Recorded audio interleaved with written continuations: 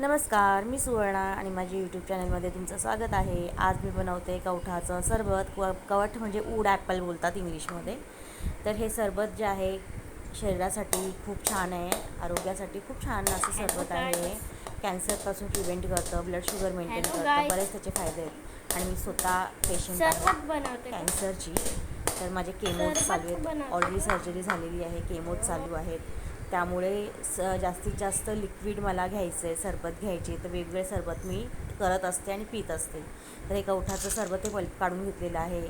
आणि आता हे जिरं अर्धा चमचा, 1 चमचा बडीशेप आणि काळी मिरी अशी भाजून आणि मी काही टाकणार आहे. आणि पुदिन्याची पानं तुमच्या आवडीनुसार तुम्ही कोथिंबीरसुद्धा थोडी टाकू शकता, अद्रक टाकू शकता. मी पुदिना आणि एवढंच हे केलेलं आहे, टाकलेलं आहे. आणि त्यामध्ये गूळ टाकायचं आणि मीठ टाका. मी सेंधव मीठ वापरते, काळं मीठ वापरते. तुम्ही तुमच्या पद्धतीने तसं आवडीनुसार तुम्ही टाकू शकता. आणि गूळ टाकून, पाणी टाकून ते छान असं मी आता वाटून घेणार आहे. आणि त्यामध्ये मी थोडीशी मिश्री टाकलेली आहे. मिश्री म्हणजे ही खडीसाखर जी आहे ती टाकलेली आहे थोडी गोडव्यासाठी. तर हे कवठाचं सरबत आता मी छान बनवून घेणार आहे.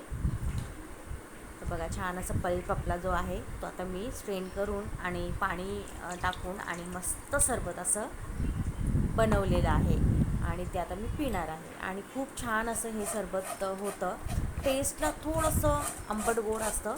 म्हणजे चटणीसुद्धा तुम्ही बनवू शकता आणि सरबतही बनवू शकता. तर मी चटणी पण तुम्हाला एक दिवस दाखवेल. तर हे माझं कवठाचं सरबत जे आहे तयार आहे आणि ते आता मी पिणार आहे.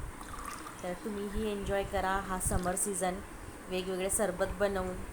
तर मीही एन्जॉय करते. Thank you very much. आणि चॅनलला सबस्क्राईब करा, रेसिपीजला लाईक करा आवडत असतील तर. Okay, thank you.